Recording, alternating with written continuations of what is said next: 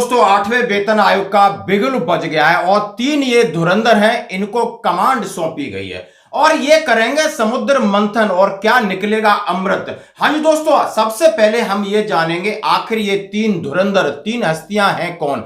क्या ये सरकार और कर्मचारियों के दोनों पक्षों को सुनेंगे या वो कर्मचारियों को नजरअंदाज करके सरकार का पक्ष मजबूत रखेंगे। बहुत बड़ी जिम्मेदारी है, इसलिए सरकार ने इतना समय लगाया कि इन्होंने ये 3 रत्न खोजने में। आखिर ये 3 धुरंधर कौन है, जरा इनकी तस्वीर देखते हैं। और तस्वीर में सबसे पहले श्रीमती जस्टिस रंजना प्रकाश देसाई हैं और जो कि चेयरपर्सन है यानी आयोग की अध्यक्ष है, फॉर्मर जज सुप्रीम कोर्ट ऑफ इंडिया के। इनके बारे में भी बात करूंगा। दूसरे प्रोफेसर पुलक घोष, बड़ी हस्ती है दोस्तों, प्रोफेसर IIM बेंगलोर, नेशनल और इंटरनेशनल एक्सपीरियंस सब चाहिए, सब तरीके का। माननीय प्रधानमंत्री जी के आर्थिक सलाहकार की टीम है, उसके साथ काम करते हैं। रिजर्व बैंक ऑफ इंडिया को एडवाइज करते हैं, स्टेट बैंक को करते हैं, आर्थिक सलाहकार हैं, आर्थिक नीतियां बनाते हैं, इंटरनेशनल लेवल पे बनाते हैं। और ये मेंबर है पार्ट टाइम, और है श्री पंकज जैन, करेंटली सेक्रेटरी हैं petroleum and neutral gas, member of secretary, IAS हैं और वित्त विभाग में काम करते हैं। तो तीनों हस्तियां हैं, इनके ऊपर दारोमदार है। क्या दारोमदार है? अब इनका जो काम है, अब इनका काम के लिए सबसे पहले एक अधिसूचना जारी होगी, यानी भारत का राजपत्र, यानी इस तरीके से अब कल या परसों ऐसा हो सकता है कि गजट नोटिफिकेशन निकलेगा और उसमें सीधा सीधा वित्त मंत्रालय विभाग की तरफ से कि भारत सरकार ने 8वें वेतन आयोग का गठन करने का निर्णय लिया है, जो इस प्रकार है। अध्यक्ष और सदस्य और उनके कहा टर्म ऑफ रेफरेंस की बात की, यानी आयोग के विचार्थ विषय निम्नलिखित होंगे। कर्मचारियों के निम्नलिखित श्रेणियों के संबंध में उन सिद्धांतों के लिए वांछनीय और व्यवहार परिवर्तनों की जांच करना, समीक्षा करना, विकास करना और सिफारिश करना, जिससे परिलिप्तियों की संरचना, वेतन भत्ते, नगद अथवा वस्तु के रूप में जो सुविधाएं मिल रही हैं उनकी सरकार के सामने सिफारिशें करना, हर एक विभाग की। अब ये इस तरीके का गजट नोटिफिकेशन निकलेगा और फिर ये अपना काम शुरू करेंगे। आखिर टर्म्स ऑफ रेफरेंस की बात करेंगे, इसमें कौन सी महत्वपूर्ण चीजें हैं वो कंसीडर हुई हैं या नहीं हुई हैं। क्या टर्म्स ऑफ रेफरेंस को सार्वजनिक किया जाएगा या नहीं किया जाएगा, फिर कितना समय लगेगा। तो आइए सबसे पहले जानते हैं न्यायमूर्ति रंजना प्रकाश देसाई, जिनका जन्म 30 अक्टूबर 1949 को हुआ।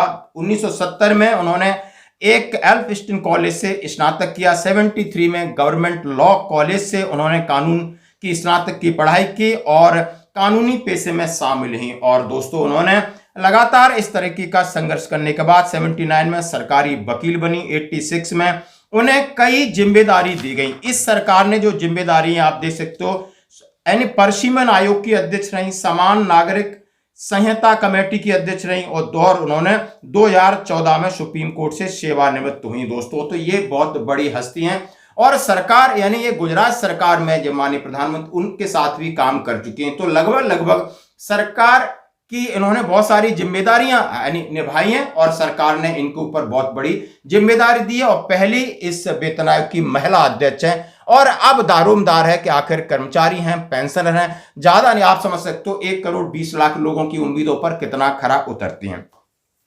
दूसरी बड़ी हस्ती, जैसा कि आप तस्वीर में देख सकते हो, और इनका नाम है IIM बेंगलोर पुलक घोष जी हैं।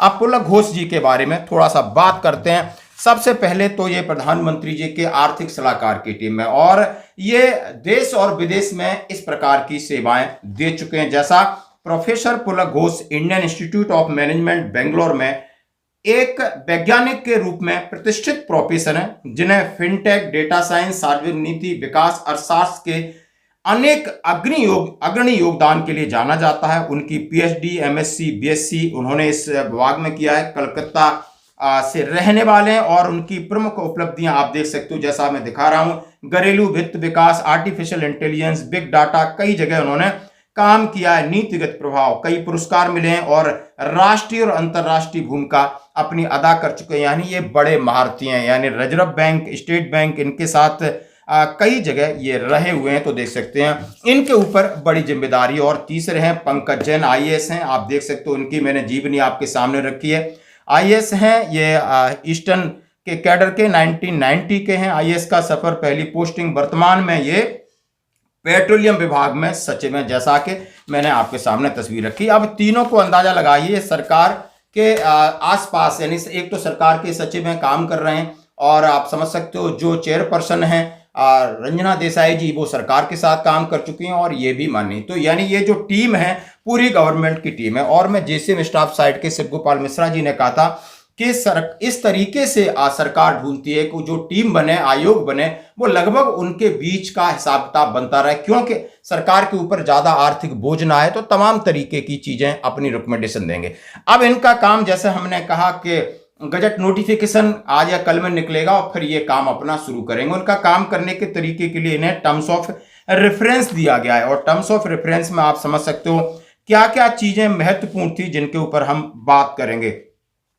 सबसे बड़ी बात थी कि फैमिली मेंबर्स का, उन्होंने कहा है कि आप फैमिली मेंबर्स की बात किया जाए कि जो पहले हस्बैंड वाइफ और 2 बच्चे थे, अब पेरेंटिंग का जो नियम निकला है तो माँ और बाप को भी शामिल किया जाए, तो इसकी आपकी जो फैमिली यूनिट है वो बढ़ेगी, तो आपका खर्चा बढ़ेगा, और खर्चा बढ़ेगा तो आपकी पे पेंशन में जा पाओगा। बात किया है पे लेवल को मर्ज किया जाए, उन्होंने कहा है 1, 2 और 3, 4 को मर्ज किया जाए, कहा है डीए को भी मर्ज कर दिया जाए। उन्होंने कहा है कि बड़े डिले होता है, आगे जाता है 18 महीने, तो क्या ये डीए अभी मर्ज करने की सिफारिश होगी। उसके साथ उन्होंने बहुत सारी चीजें रखी कि आजकल जो एक्सपेंडिचर्स हैं, जो पुराने एक्सपेंडिचर हैं, नए चीजें जैसे इनका टेक्नोलॉजी का युग है, इंटरनेट का युग है, ये सारी चीजें कंसीडर किया जाए। और उसके साथ सीधा सीधा उन्होंने कहा अभी जो खाने की चीजें हैं, पीने की हैं, पहनने का है, लिविंग स्टैंडर्ड है, मेडिसिन है, एजुकेशन का खर्चा, यानी डॉक्टर अकॉर्ड फॉर्मूले में भी बदलाव किया जाए, और ये इन्हें आज दिए जाएंगे। अब इन सब चीजों को लेके अब ये इसके ऊपर निगोशिएशन नहीं हो सकता, सरकार ने टर्म्स ऑफ रेफरेंस को फाइनल कर दिया।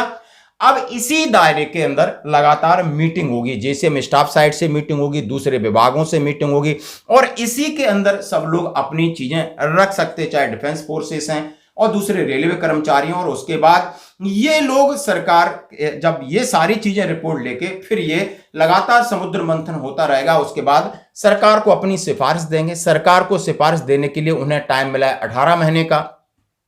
अब मैं थोड़ा सा 18 महीने का जो समय मिला है, 18 महीना आप समझ सकते हो 2027 मार्च और अप्रैल में लगभग कंप्लीट हो जाएंगे।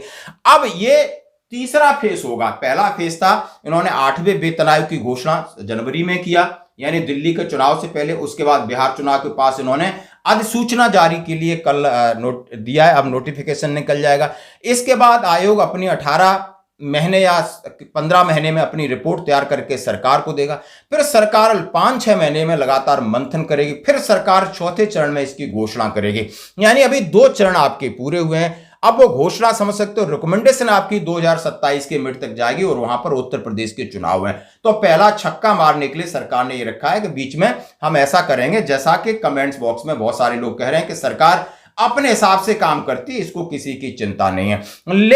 लेकिन सरकार कितना फिटमेंट फैक्टर होगा, कितना बढ़ाएंगे, ये सारा समुद्र मंथन से निकल के आएगा। जैसा कि कयास अभी से लगाया जा रहा है, कोई कहता है 2.46 का होगा, कोई 2.86 का होगा।